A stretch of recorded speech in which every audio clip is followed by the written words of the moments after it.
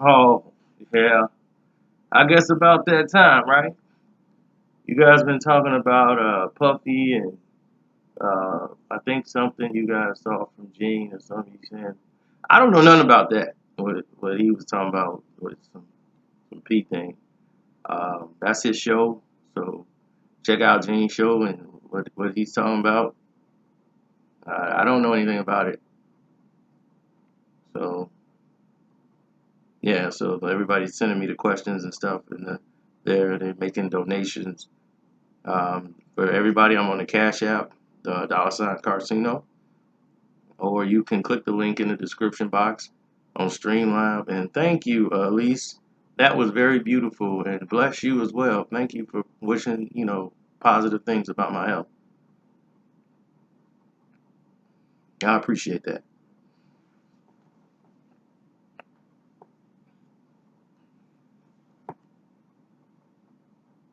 Now let's talk about this right quick.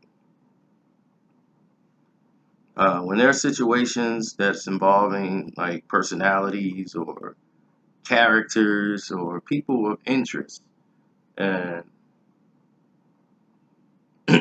what I mean by that, I mean people of celebrity status, like Sean Puffy Combs or things of that nature, it's gonna grab some attentions and eyebrows.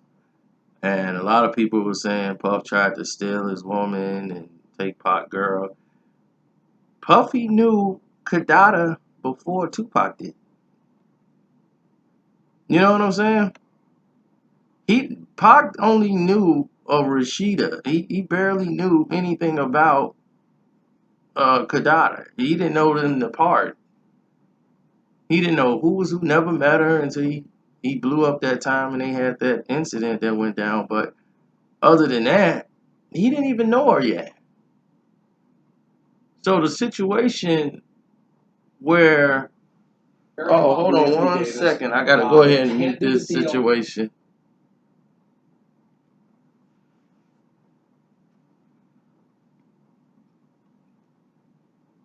Now, the situation that I'm talking about right now is the Sean Puffy Combs and Kidada.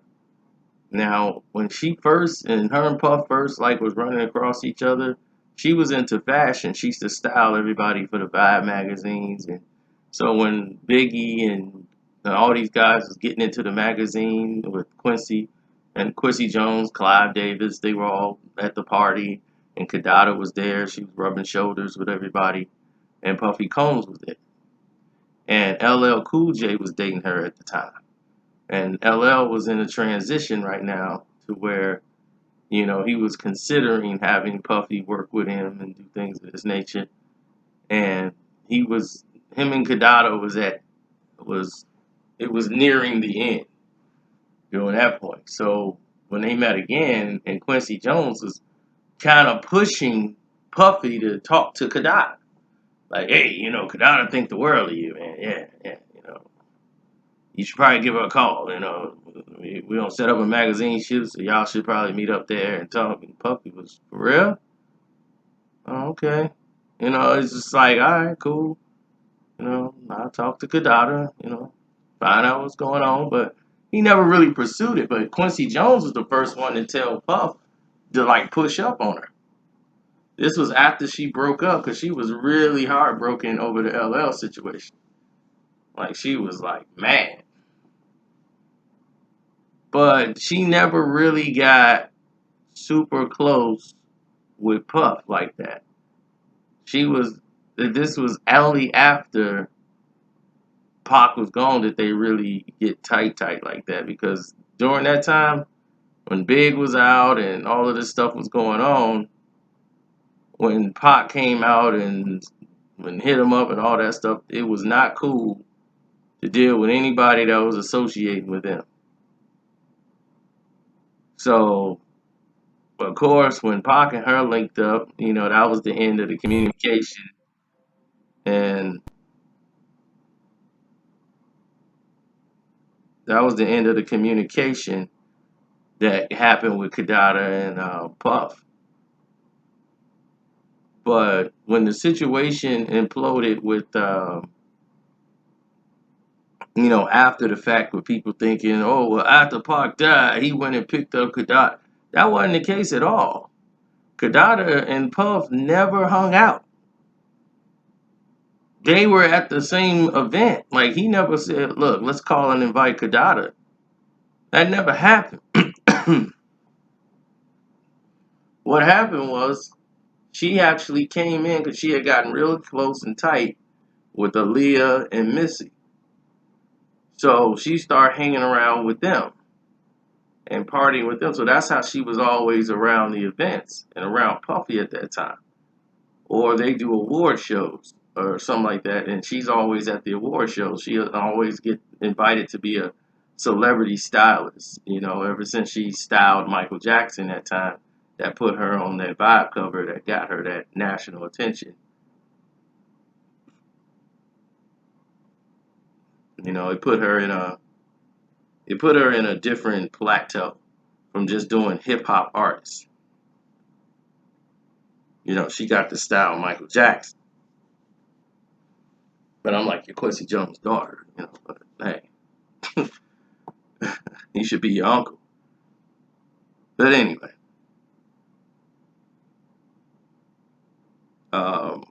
right, she styled Will Smith before Benny Medina got styled by her, and all of these different entities and people involved was all coming up and saying things at the time, but it never really, there was nothing there for people. I mean, I haven't had a chance to watch Jean's video about the thing that y'all keep talking about, like probably try to make her drink pee or something like that. I don't know what that means. I seen the title and I can understand the title, so I don't know if he's talking about two different things or not. But that I don't know about. The only thing I do know about is her relationship and how it was to Puff. Like Puff knew of her, but he didn't think nothing really too much of it. Like as far as you know, messing around with get out like that. Quincy tried to encourage it, but early on during the LL break, but no.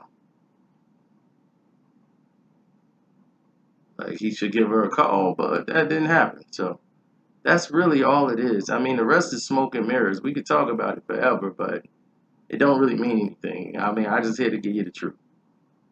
Um, any incident that he was there for, he's privy for a story that is on him to give it to y'all, and the way he said he saw it. And I'm just telling you what I know. He probably know the same thing I know, but I don't. Like I said, I didn't read that, so I got your message. And yeah, she used to get people hooked them up on the Tommy Hill figure back in the day. That was her thing. She used to hook people up with Tommy. They used to let them style the Tommy clothes, and all the hip hop artists start getting Tommy to Tommy Hill figure said something stupid, and black folks just like, okay, really?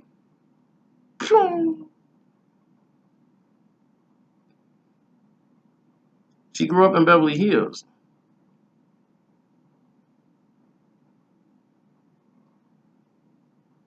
So she started getting contracts to let people style her with through magazines, through personal artists. That was like her lifestyle, fashion. She went to school for fashion. She grew up in Bel Air. So,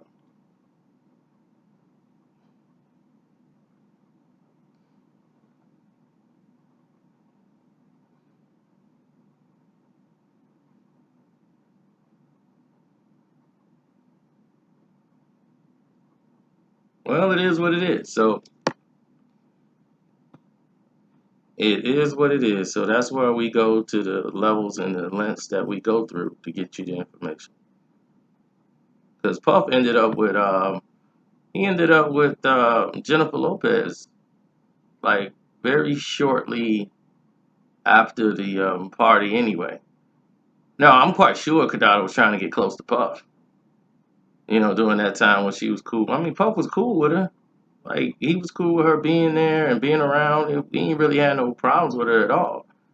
Puff is a fun person to be around when he's in his environment. You know, he's able to be Puff and just have fun and enjoy himself. But that don't mean like they was finna hook up. She's just really getting herself out there, hanging out with her girls and being in the crew. So it just looks bad, you know, in that situation. But hey, it is what it is.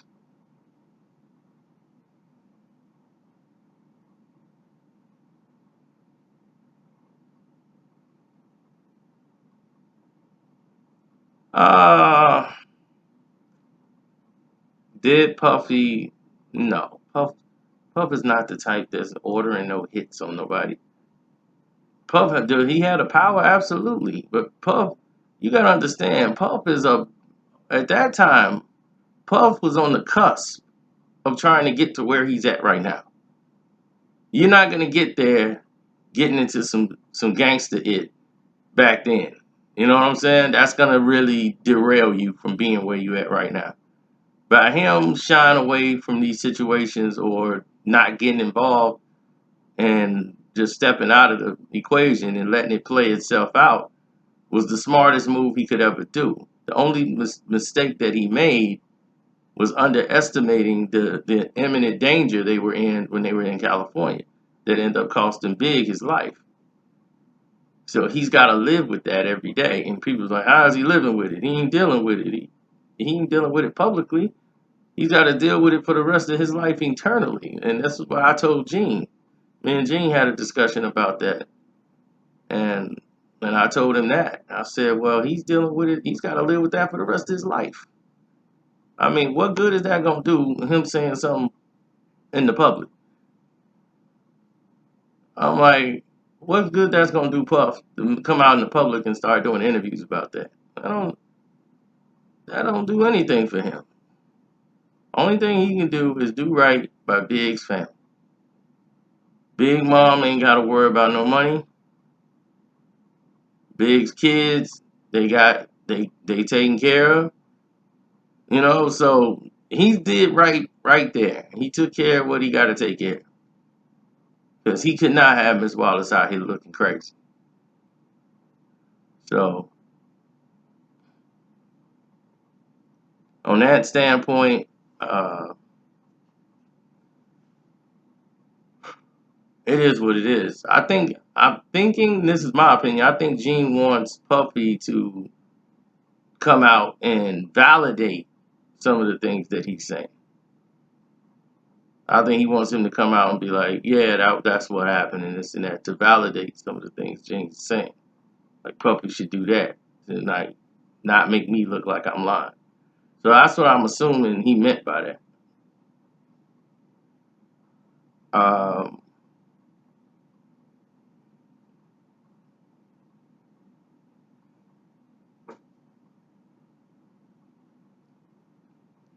Not at all. Like I said, Puff and his wife was basically borderline split up at that point anyway when they started to take off. Or his baby moms. I don't even know if they were married yet, to be honest. I don't, we never, guys never really got into all that. So,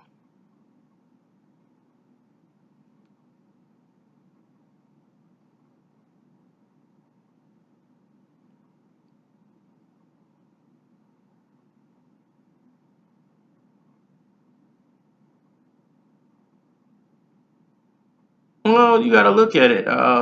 Guys are doing what they got to do for their own benefit, like Puffy.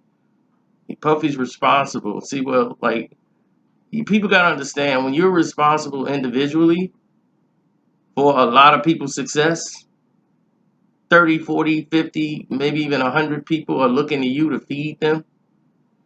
That's a very serious situation.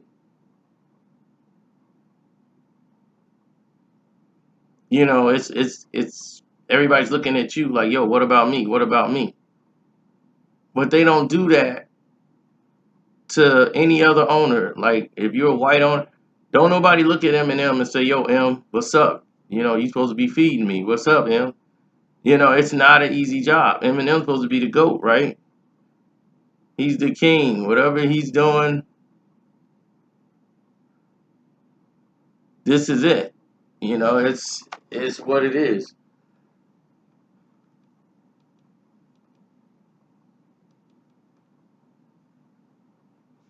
You know, that's what I'm saying. It's like he's supposed to be the GOAT, and you know, this is it. And Puffy is the head honcho of this, and he's got to run his organization, and everybody's got to get fed. But people was not taking accountability in some of the things that they were, participating in.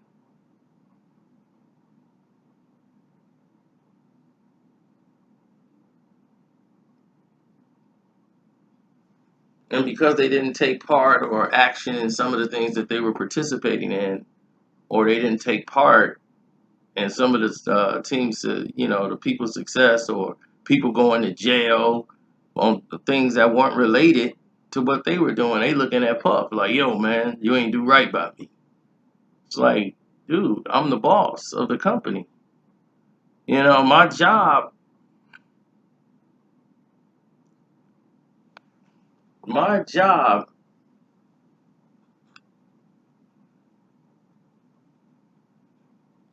is to put you in a position for you to shine. If I've done a lot of that, and Puffy done a lot, and then some. A lot of these other artists, they kept doing stuff and going to jail. That had nothing to do with Puff. You can't do that. It's like I give people. I look at what people do. I ain't gonna say Puff's no angel. He did everything right, but as a man, he did a lot of things he didn't have to do for people. And he's got a lot of people to look out for. And that comes with a greater responsibility than just yourself. So now when you look at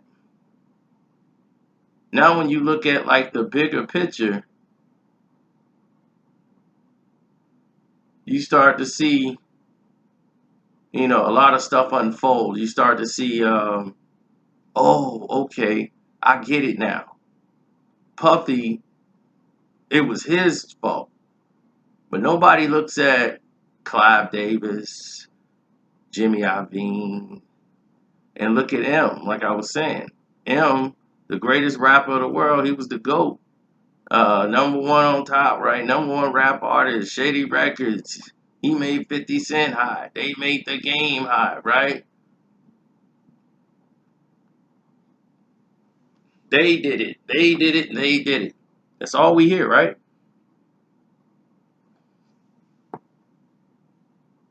It's what they did.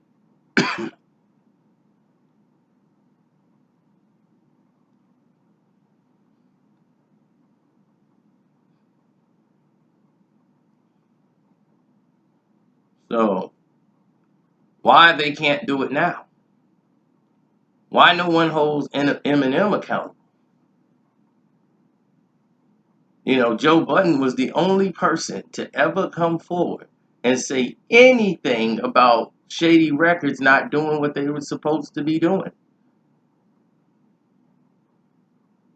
He was the only one out of all those artists to ever publicly come out and say, look, Stack Woe was a lot of people like, man, what happened to these dudes? Where are their albums? Why they didn't come out? It's a lot of people. But they don't do it because he's white. They fear what's he gonna say, the power he could do. Oh, he could take your career away. And they buckle down to that, and nobody's brave enough to fight the power. To be honest, you know, I give Joe Budden credit. He waited until he had backing in order to do it. And what did they do? They bring the fight to Puffy. Puffy stood behind Joe Budden, let Joe say what he had to say, and what they do, they bring it up to Puffy and start mentioning dumb stuff. And defamational charges could have been filed by Puff against Eminem for some of the statements he said about Pac. But yet, nothing ever comes of it because it's Eminem. And we have to break that cycle. We're quick. If a black owner say something, we don't give him the respect of being a boss, president, or leader, or something of that nature. But if that person is Caucasian or even Hispanic, we bow down to them and don't give them the same respect. And it comes from our own culture. We don't do that because we're not trained and we're not taught. It's not what you're used to seeing. It's programmed. You're programmed to not notice. You're programmed to see whites in power on television shows. The white guy's the boss. Everybody's behind him. So it's naturally common for you to see whites or Caucasians in authoritative positions. And blacks are normally the working class, the B class, not as bosses. Very rarely shown on television and on anything you've seen in society, at your jobs or any which way you go. It's always the black guy or the minority trying to work up to that position. And the guy who is in that position, oh, he's an Uncle Tom. He's working for some white guy that's telling him what to do. That's the perception. So you take that as reality, even in every form of entertainment or any industry or whatever your station in life is, without even knowing it, you have this built-in prejudice. Oh, yeah, Tony's the boss. Yeah, I can come in late. Yeah, Tony cool. Tony ain't gonna be cool with you coming in late. You wouldn't have came in if Tyler was the boss. But if Tyrone tell you to come in on time, there's a problem. But if Tyler comes in, hey, then they love it, man. He ain't even my boss, man. Yeah, he's just the underboss. You ain't say that about Tyler, but Tyrone is the problem. So we got to get past this double standard, this program that's been built in you that you don't even understand, that you got to learn to respect the proper authorities when they're doing what they're supposed to do. They're just doing their job.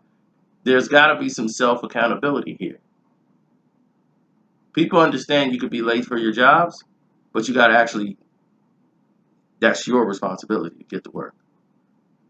So you didn't leave early enough that day. You didn't do none of the things that you promised in your interview that you would do for your job. I showed up, didn't I? Well, we pay you to show up. Why am I rewarding you for coming to do the job that you signed the contract to do? Why am I patting you on the back for coming through the door?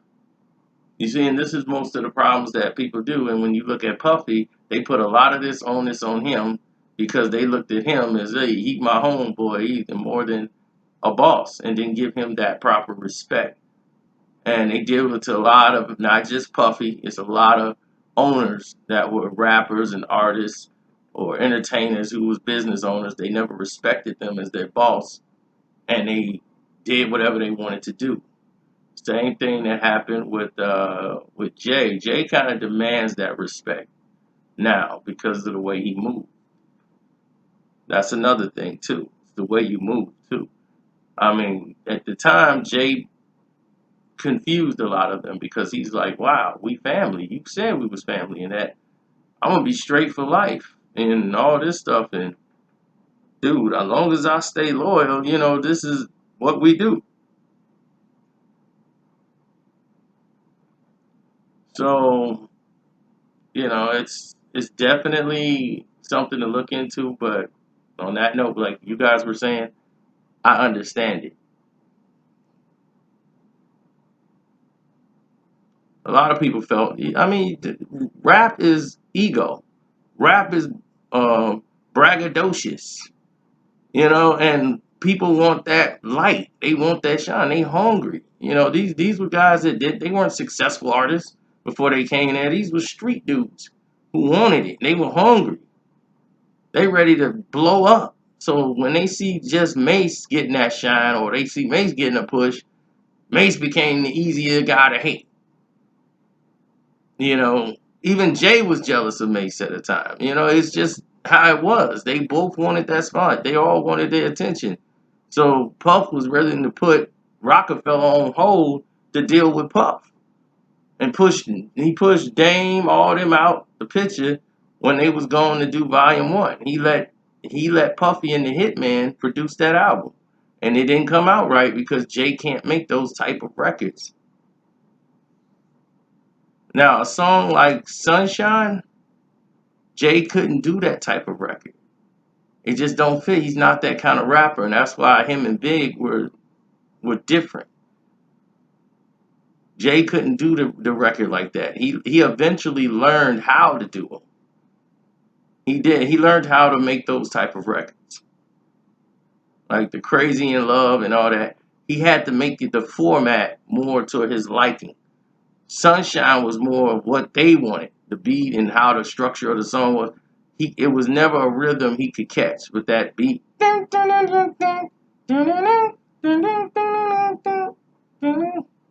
Big would have made that work.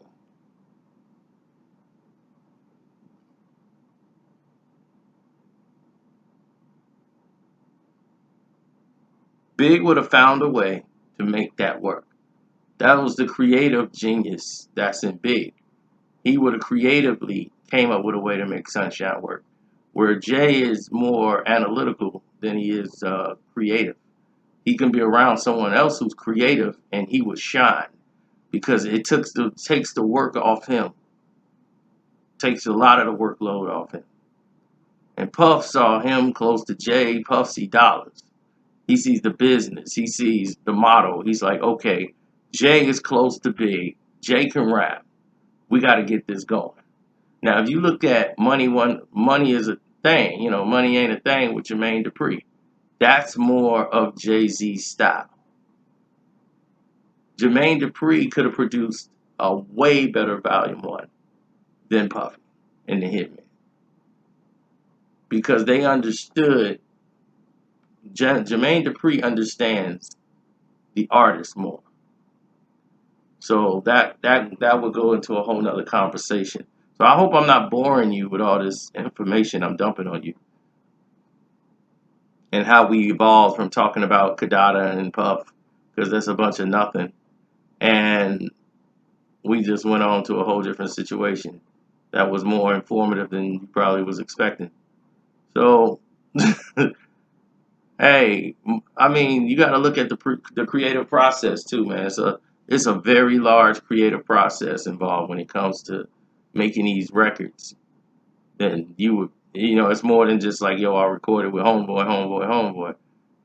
It's doing the song you don't actually want to do. And believe me, that rappers could tell you stories on, I hate this song. And a lot of those songs, some of them became hits. And they was like, word, this song became a hit. Man, now I got to perform it again. And we'll get into that at another time. But thank you guys. I hope you guys hit the Cash App and add Carcino, $Carcino, because all the people who didn't do it or click the link in the description box in the Streamlab, leave me a message. The reason why you're able to get these type of videos in depth because the people like you guys are donating to the page and you want them. The majority of you are asking for it, so I do my best to give it to you.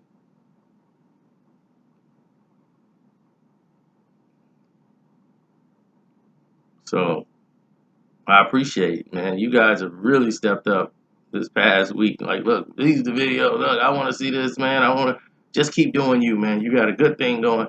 I mean, you guys have been really great. I mean, excellent. Too many of you to name. So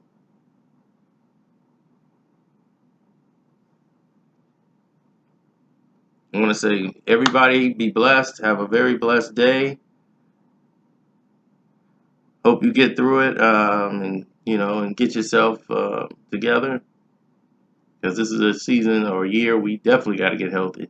Like me, I just came from the doctor, you know that. So I got a clean bill of health. Like, there's negative on my test. I don't have pneumonia. Uh, I just have like a regular cold or inflammation in my throat. So They got to get that taken care of. And other than that, I'm going to be good. So I'm out.